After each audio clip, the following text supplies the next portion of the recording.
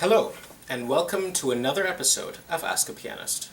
My name is Andrew Aarons, and today we'll consider the use of a thick or heavy sound production when playing Rachmaninoff. In a previous episode, I discussed the purpose and appropriateness of indulgence in his works, but to be fair, this kind of playing style cannot exist without a very thick and lustrous sound quality. In the same way that a transparent and ethereal sound quality is very effective in works by Debussy, a rich and vibrant sound quality is very effective in works by Rachmaninoff. This is not to say that this is the only type of sound quality we can use, but that it is one that dominates this style of music, and for good reason. So, you could say that the question for this episode is, why is a dense or lustrous sound quality more effective or appropriate than another when playing Rachmaninoff? The first reason is connected with texture. For a moment, let's leave Rachmaninoff and visit with Chopin.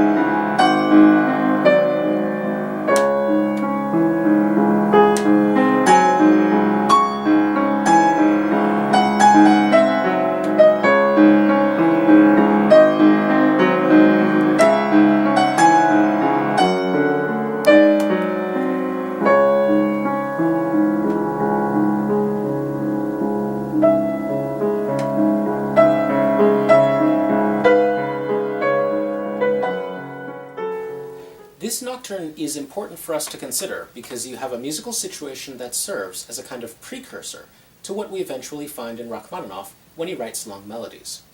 This melody is infused from the very beginning with potential dissonance, and there are points in the melody when a single note is suspended over harmony which changes. Here, for example.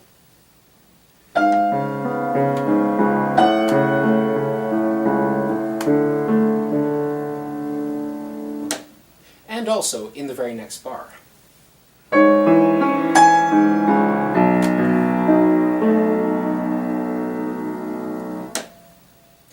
In a sense, it is similar to the Rachmaninoff Prelude in D major, which we covered in the earlier episode, and which we'll revisit later today. In terms of texture, the similarity is clear, though Chopin takes a less risky stance by putting his melody in a register of the piano that sings easily. The melody consists of slow-moving notes.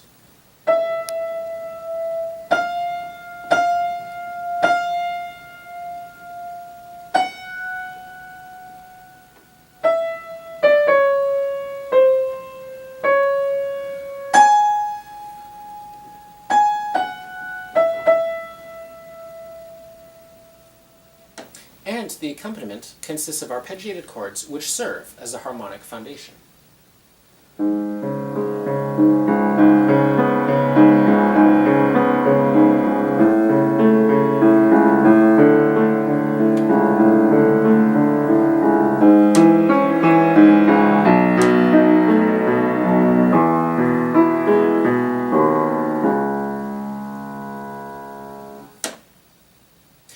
Now, why is all this important for choosing a sound quality in Rachmaninoff? One of the greatest difficulties when playing the piano is learning to overcome the natural flaw of the instrument, that notes cannot be sustained forever. If the melody were given to a string player, an organist, or even a gifted wind player who is capable of circular breathing, then we could have a melody line that would be capable of adjusting upwards in terms of volume or intensity as time goes by. But alas, on the piano this isn't possible. This on its own is not a problem if the accompaniment and melody are in a specific kind of balance when it comes to activity. As long as the melody is moving faster than the accompaniment, all is well on the piano. If the opposite is occurring, however, where the melody is slower than the accompaniment, then we run into trouble. No matter how loudly we play a slow-moving melody, eventually it will be taken over acoustically by a faster-moving accompaniment. This is a certainty. Composers get around this problem by tricking the ear in a few different ways. Consider how the melody moves. It's mostly stepwise and chromatic.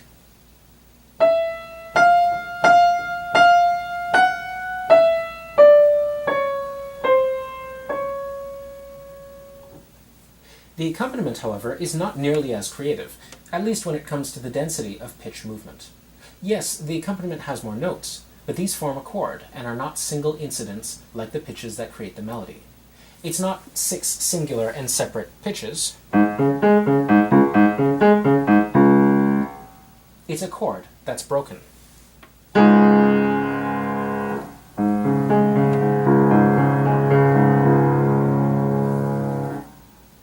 Because the fast notes in the accompaniment group together acoustically to form a chord, our ears eventually get used to the phenomenon and stop paying attention to each note and listen only to the chords that these notes produce.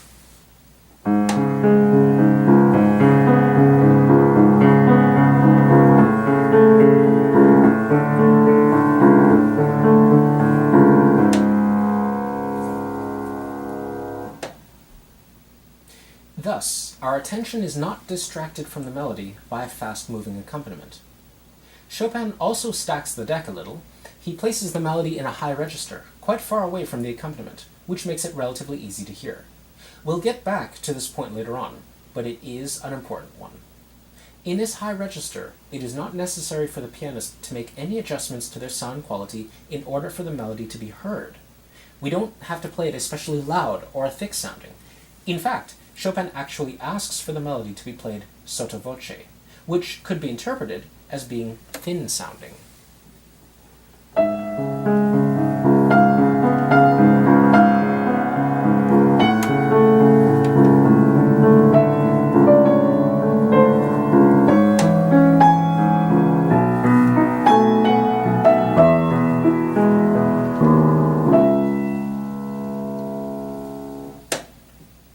No matter how we do it, the melody sticks out to us because of this particular register. So, we have a melody that is constructed in a high audible register, with quite a lot of distance from an accompaniment. The accompaniment, though fast-moving in terms of notes, does not appear fast-moving to the ear because the notes are not singular particles, but members of chord groupings, and thus the individual members can be ignored easily. Lastly, due to the textural distance between the melody and accompaniment, we do not have to make adjustments to the sound quality of the melody in order to sing it out to the audience.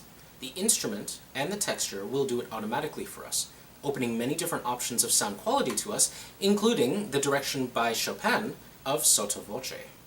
So, how does this compare with the Rachmaninoff Prelude? The biggest difference between the two pieces comes from the texture, specifically the distance between the melody and the accompaniment. In the Chopin example, the two were separated by a full octave. In the Rachmaninoff, the melody is interlaced in the upper half of the accompaniment, often with the accompaniment overstepping the melody.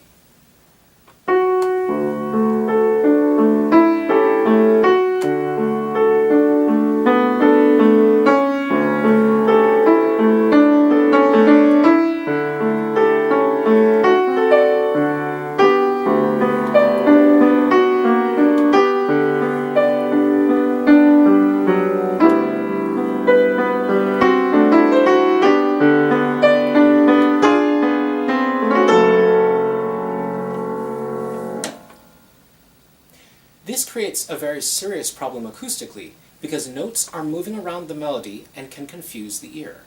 Chopin put his melody quite high on the piano. If we put Rachmaninoff's melody in the same register, an octave away from the accompaniment, things would be a lot easier for us.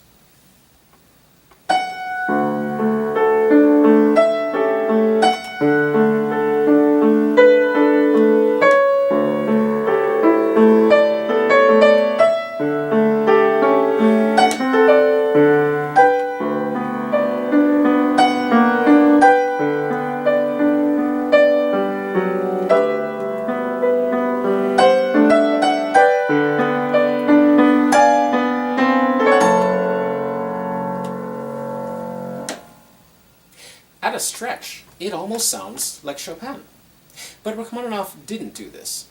So, we're stuck with an acoustical problem which has only one solution.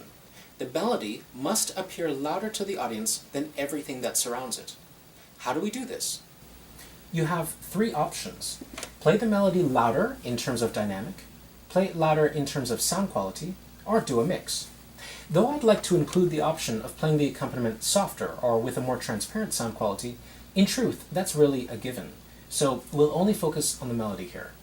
If we play the melody simply dynamically louder, we have a slight problem.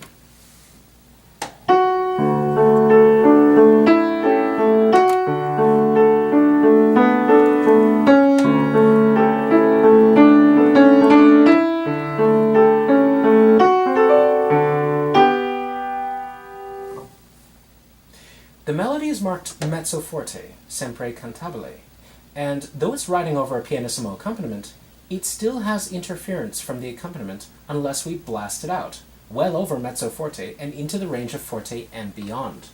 Furthermore, the louder we get dynamically, the more dramatic is the drop-off in sound as the note decays. This exacerbates the problem we have in sustaining a long, unbroken melodic line, and creates a series of accents that we don't want.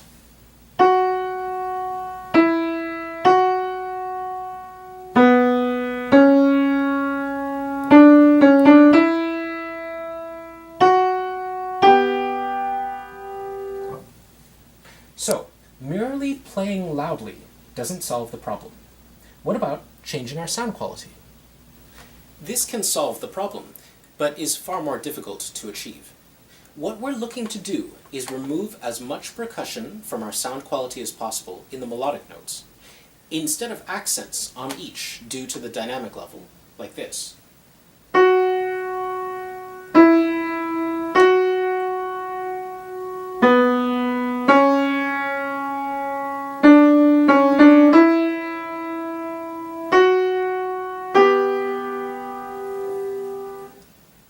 We want to have very few accents, like this.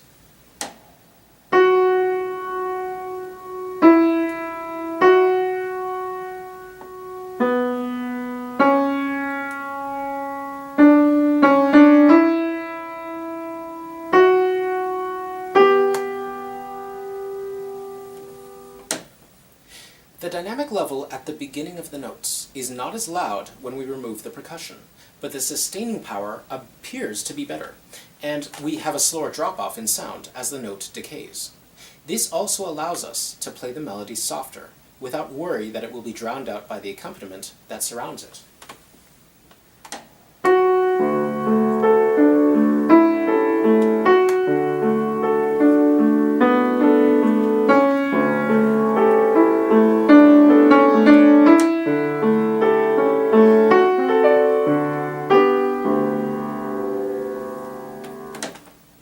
This thick, lustrous tone quality is in fact the one that seems to be used quite often for Russian piano music in general, and in particular Rachmaninoff. With the Prelude, it's easy to see why it works, but why is this sound quality applied to other situations in his music as well? Remember the problem of a slow-moving melody over a fast-moving accompaniment? Well, Rachmaninoff makes things very difficult for pianists in other ways. Unlike Chopin, Rachmaninoff will very often create dense contrapuntal sections in his works which require several lines to be heard at once. This is not unusual in pianism. After all of the major composers did this at some point in their careers.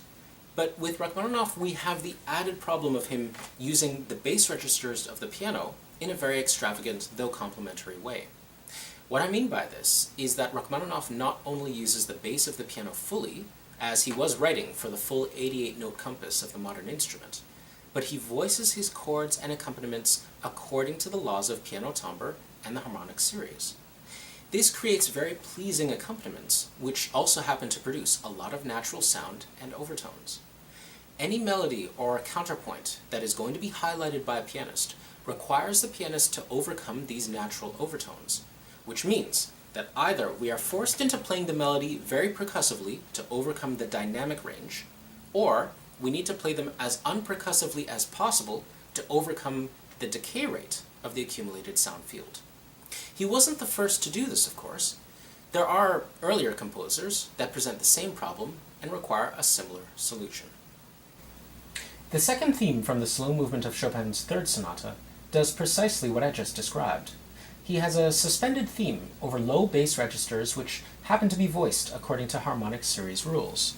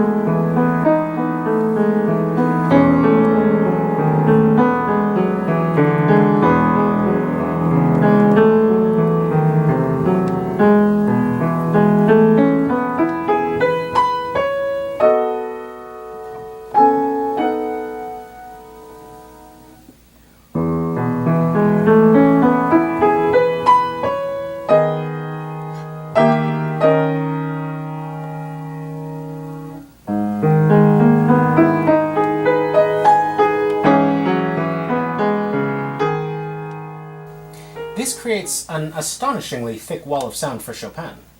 It's easy to reduce this section to merely broken chords, like this.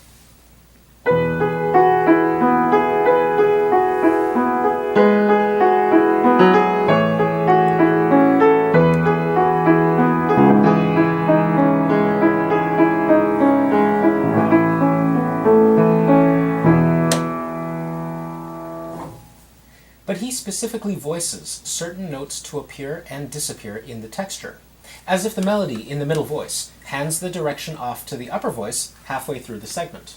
I'll play this construct extra prominently so that you can hear what I'm talking about.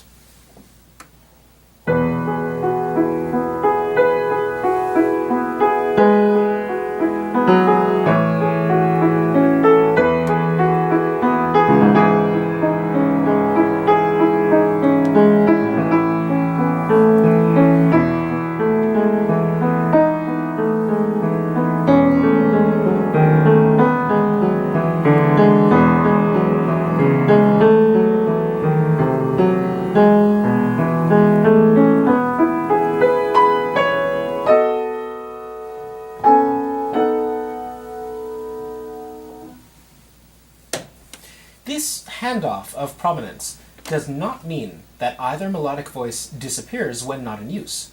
They have to appear for the whole time, but the spotlight simply changes from one to another.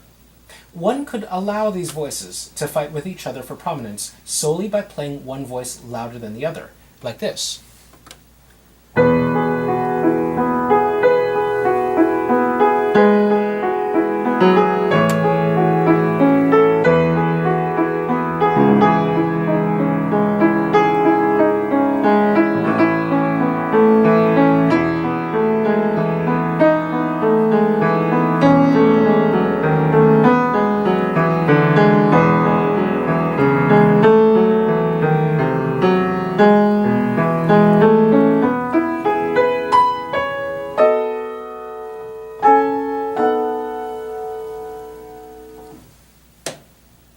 But in truth, the most subtle and powerful effect is to force the notes of importance to simply resonate longer, and this requires a change in sound production towards the sound we would use in Rachmaninoff. Rachmaninoff commonly uses this effect of vying for importance, or one voice commenting on another in thick textures. We now revisit the slow movement of his third piano concerto, which I had touched upon briefly in a previous episode. The opening theme takes the problem in the Chopin sonata to new heights.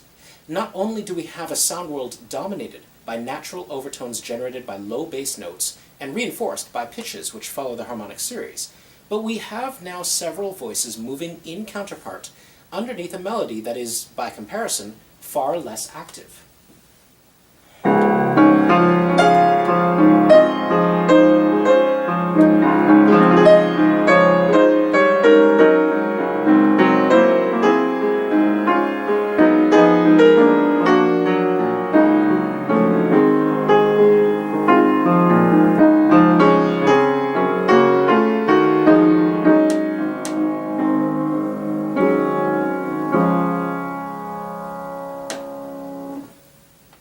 These voices underneath are powerful in their own right, from the perspective of melodic and harmonic content.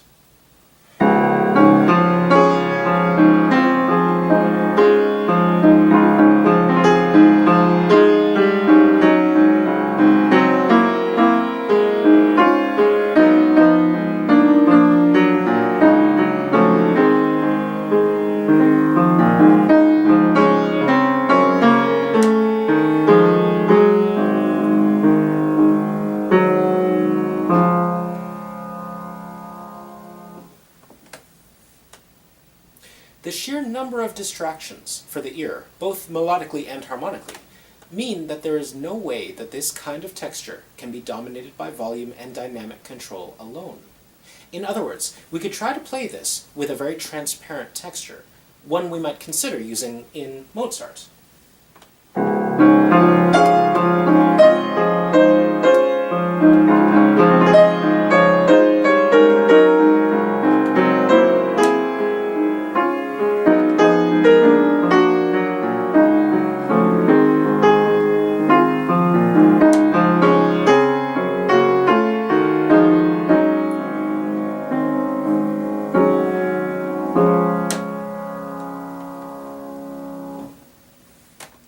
Now, we can hear everything, but the problem is that the character of the music seems to contradict this approach.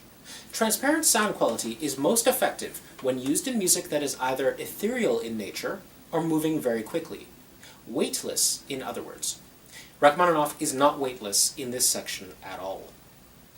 Even when Rachmaninoff is moving quickly, we're still stuck with having to use a thick sound quality for the melody, solely because of his spacing of pitches.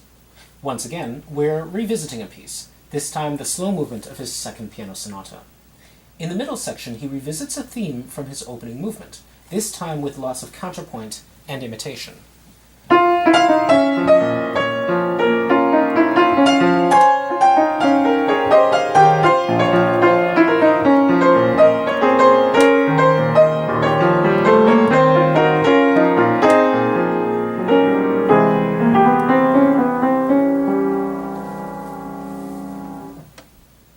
The same problem of extremely thick and active textures and counterpoint that plagued the slow movement of the concerto appears here, but in a faster tempo and in the middle register.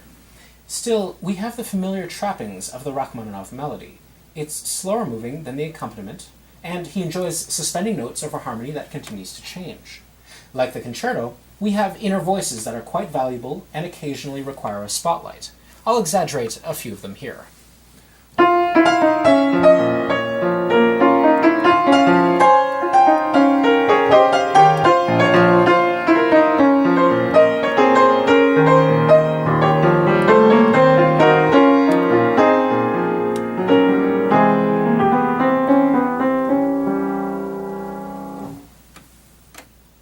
And like the concerto, we could try playing this using a very transparent sound quality in order to facilitate clarity of the voicing, the same way we would treat a Bach fugue in this register.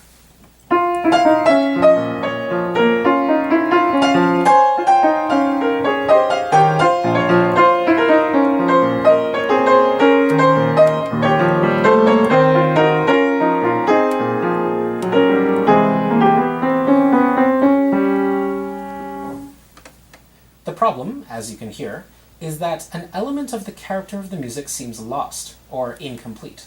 But why do we feel this way? Is it merely because we're used to it sounding a certain way? I'm not aware of a concrete answer, so I'll give it my best shot. Due to the temporal length of Rachmaninoff's melodies, irrespective of his choices in accompaniment style or texture, we need to use a sound quality in which the decay appears elongated to the ear in order to maintain the illusion of legato. Due to his use of the low bass registers and natural overtone reinforcements, we need to use a sound quality for melodic lines that outlasts, rather than outblasts, the natural decay of the accompaniment. Lastly, and most controversially perhaps, complex romantic harmony is reliant on the visceral effects of clashing overtones between intervals that are not complementary. When they clash, we hear dissonance, and it exaggerates the eventual resolution to consonance. Using a percussive tone minimizes this overtone clash, converting it into a rhythmic one from a melodic one, whereas if we use a non-percussive tone, we not only elongate the decay of the notes themselves, but we also elongate the potential clashes we hear as dissonance. It's not a stylistic necessity, nor is it merely a technical extension of the so-called Russian school of pianism. It's simply the better choice out of two. If we play percussively, this doesn't work. If we soften the blow of the hammer, then we get glorious sounds. So, that's it for this episode of Ask a Pianist. Until next time, keep practicing, and don't feel guilty about playing Rachmaninoff with a thick, lustrous tone. In my view, it's simply the best choice you have in terms of sound quality for this type of music. Bye for now.